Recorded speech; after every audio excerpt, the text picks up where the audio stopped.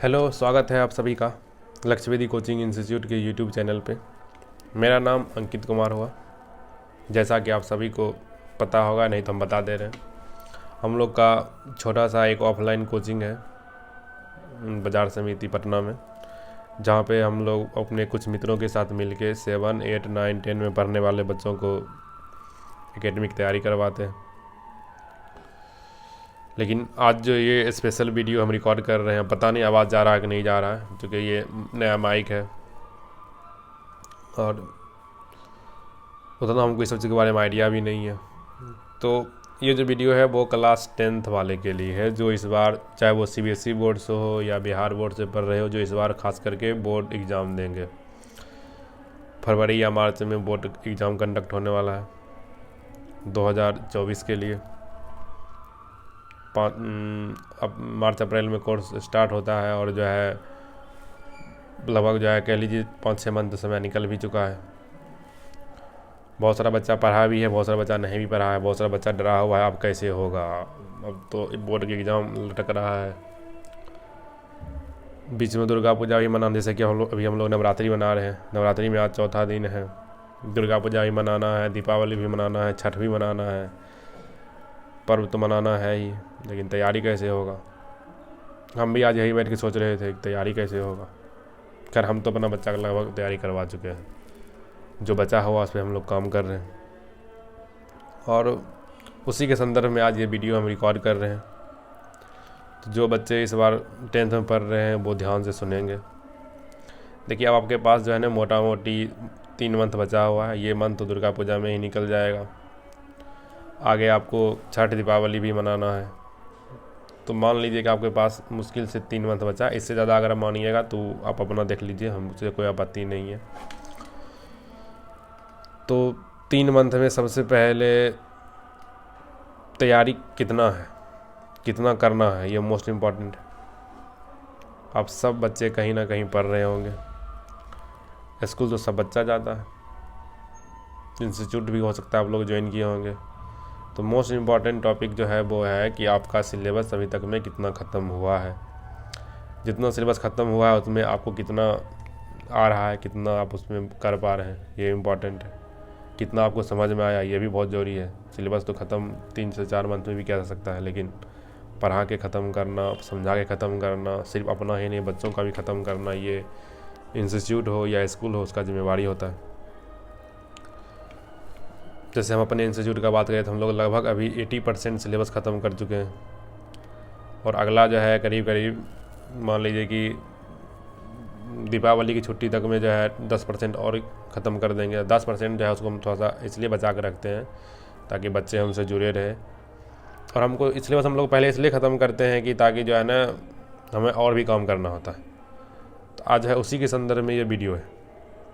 ये हम लोग एक प्लान बनाए थे जिसका हम एक नाम दिए थे कि लक्ष्य मेंटरशिप योजना। ये वैसे बच्चे के लिए था जो बच्चे एक्चुअल में अपने रिजल्ट को लेके, अपने पढ़ाई को लेके बहुत ज़्यादा सीरियस है।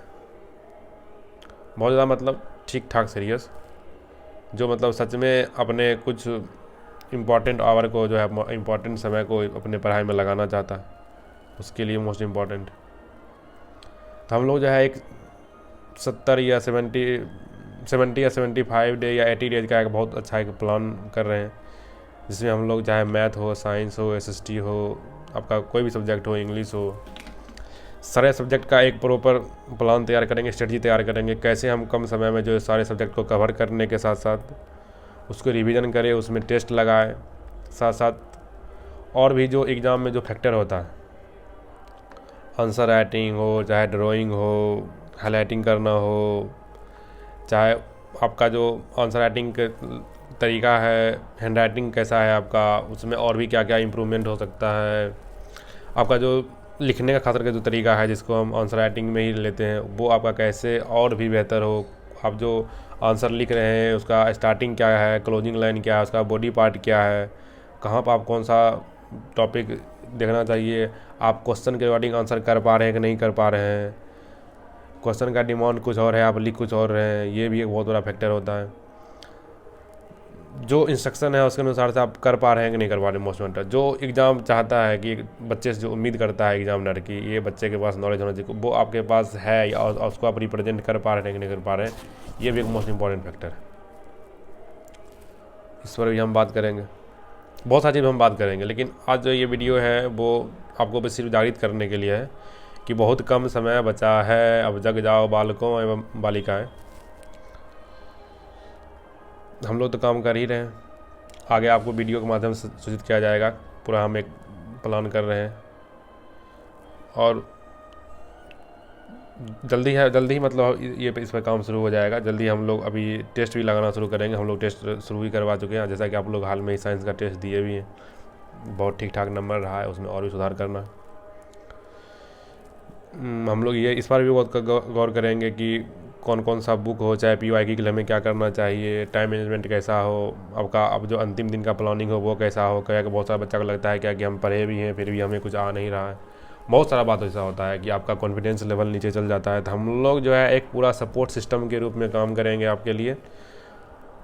हम लोग आपको ये बताएंगे या आप लोग को ये भरोसा दिलाएंगे कि यू कैन डू इट, आप कर सकते हैं। अगर आप 100 में 90 नंबर लाना चाहते हैं कर सकते हैं, 80 लाना चाहते हैं कर सकते हैं, 95 लाना सकते हैं कर सकते हैं, 99% कर सकते हैं।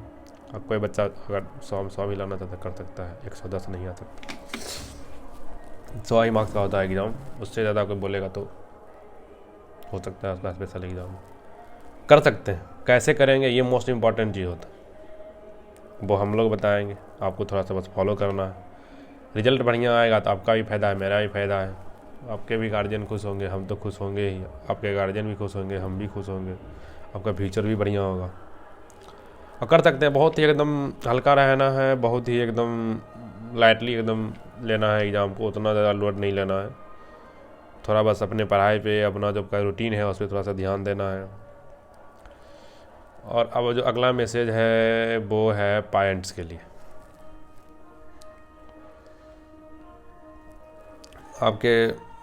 आपका बच्चा आपके साथ में ही रहता है, आपको थोड़ा सा उनको केयर करना है। क्या कर रहा है वो खाली समय में, नहीं कर रहा है, पढ़ रहा है, क्या पढ़ रहा है, नहीं पढ़ रहा है, ज़्यादा फ़ोन तो नहीं यूज कर रहा है, ज़्यादा समय बर्बाद तो नहीं कर रहा है, इधर उधर की चीज़ में तो कोई नहीं फंस गया है। ये थोड़ा सा आपको क्या करना है, गौर करना है।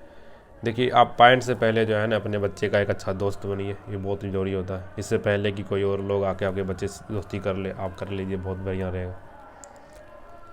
उनके साथ बैठिए, देखिए क्या उनका समस्या है। ये नहीं कि पूरा लोड दे दिए, 100 में 90 लाना ही है, 95 लाना ही है। देखिए, हर बच्चा का अपना अपना एफिशिएंसी है। अगर आपका बच्चा के पास ये एफिशिएंसी है कि वो 90 ला सकता है तो ले आएगा, अगर नहीं है तो आप उसको कुछ भी कर लीजिए, कोई संभव नहीं है। आपको पहले, हर बच्चा का अलग अलग इंटरेस्ट होता है, हर बच्चा का अपना अपना कैपेसिटी होता है। आपको हर बार ये बात हमेशा याद रखना चाहिए। अगर आप ये नहीं समझ पा रहे हैं कि आपके बच्चा का कैपेसिटी क्या है तो फिर कोई फ़ायदा नहीं है। आप थोड़ा सा इस बात पर गौर कीजिए कि आपके बच्चे का क्या कैपेसिटी है, वो क्या कर सकता है, क्या नहीं, ये आपको पता होगा। अगर आपका बच्चा 70% नंबर ला रहा है तो उसको पहले आप 80 लाने के लिए प्रोत्साहित कीजिए। ये नहीं कि 70 से 100 कैसी संभव नहीं है।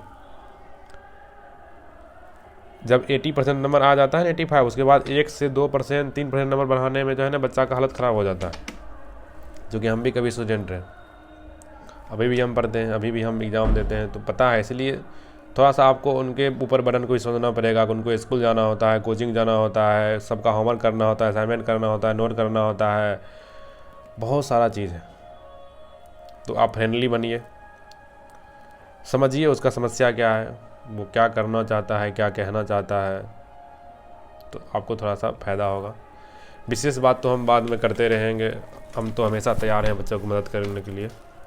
हम लोग अलग अलग सब्जेक्ट के अलग अलग जो एक्सपर्ट हैं उनको लाएंगे, जो है आपको बहुत सारा स्ट्रेटजी सब्जेक्ट वाइज बताएंगे कैसे क्या हमें करना है। बहुत सारा चीज़ हम आपको वीडियो के माध्यम से या नोट्स हो, असाइनमेंट हो, हम आपको प्रोवाइड करवाएंगे। मेरा लक्ष्य यही है कि इस बार बच्चे इतना अच्छा स्कोर करें कि मतलब मज़ा ही आ जाए। हम अभी नहीं बताएंगे बहुत सारा बात, लेकिन भविष्य में ऐसा कुछ होने वाला है। लक्ष्यवेदी इंस्टीट्यूट इसके लिए हमेशा काम करते आए हैं। तो पेरेंट्स हो या बच्चे हो, सब जिनका भी बोर्ड है, पेरेंट्स का तो नहीं है लेकिन उनके बच्चे का तो उनका बोर्ड ही होता है। बच्चे ज़्यादा टेंशन तो जो चिंता होता है उन्हें पेरेंट्स को ही होता है, क्या रिजल्ट आएगा नहीं आएगा। हम पड़ोसी की बात कभी नहीं करेंगे, ना कोई रिलेटिव की बात करेंगे, कोई फ़ायदा नहीं है, कॉमेडी शो ही चल नहीं रहा है। लेकिन सीरियस होना, सीरियस मतलब अपने पढ़ाई को लेके, हम जो काम कर रहे हैं उसको लेके, फालतू बात पे नहीं। मिलेंगे अगले वीडियो में, तब तक के लिए मनाइए दुर्गा पूजा। अब जो अगला हम लोग जो करेंगे काम वो दुर्गा पूजा के बाद ही करेंगे। हम लोग पूरा स्ट्रेटजी प्लान कर रहे हैं, यहाँ पे आसपास में वही सब चीज़ बिखरा हुआ है। चलिए मिलते हैं, धन्यवाद।